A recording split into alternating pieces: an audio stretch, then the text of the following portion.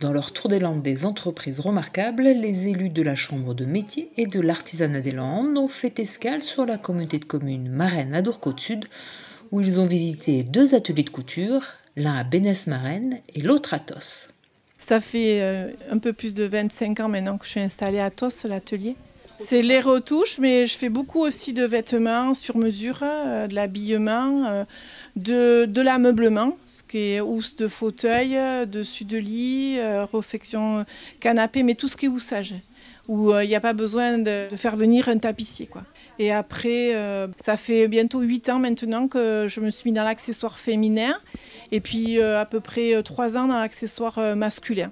Donc je fais des besaces, des pochettes, des étuis à lunettes, des porte-monnaies et sur commande aussi. Et il me revient souvent des clientes qui sont satisfaites de mes accessoires et qui reviennent agrandir leur collection.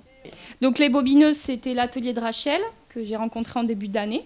C'est pour ça que c'est très connu pour le nom de Les Bobineuses. Et donc moi-même, c'est l'aiguille de cerise qui est venue m'incruster dans son petit atelier. Voilà. Style la collection de lin pour la créatrice. Donc ça, c'est de gros travaux. Donc en tout cas, toute seule, c'est des choses qui ne sont pas possibles parce que c'est beaucoup d'heures de travail.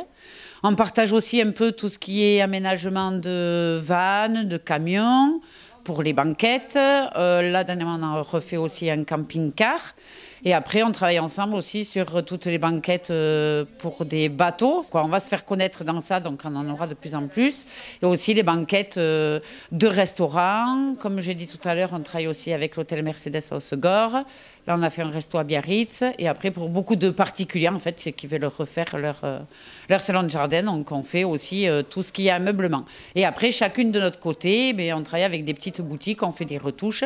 Donc voilà, on a la partie chacune de notre côté. Et puis tout ce qui est gros, qui demande plusieurs jours de boulot, ça on le fait ensemble pour pouvoir justement avancer et puis rentrer du travail et puis voilà, quoi. Lors de cette journée, les élus de la CMA étaient accompagnés exceptionnellement de la directrice adjointe du CFA, le centre de formation des apprentis de Mont-de-Marsan, qui envisage d'ouvrir une formation couture. Au tout début, le projet a été ouvert avec un besoin via Eurocima qu'on avait rencontré, avec qui le président Lartigue a signé un partenariat sur la réparation des combinaisons néoprène. Et donc là, il manquait de couturières. Donc on a commencé à travailler par rapport à ça.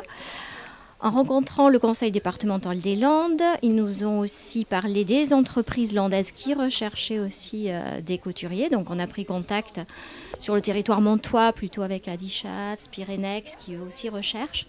Donc on commence à étudier effectivement la possibilité d'ouvrir des formations adaptées aux besoins du territoire. Il y a un vrai engouement en fait envers la couture, que ce soit des jeunes ou des dames qui ont envie d'apprendre, parce qu'on n'apprenait pas forcément la couture, hein. Donc ça, c'est quelque chose qui revient.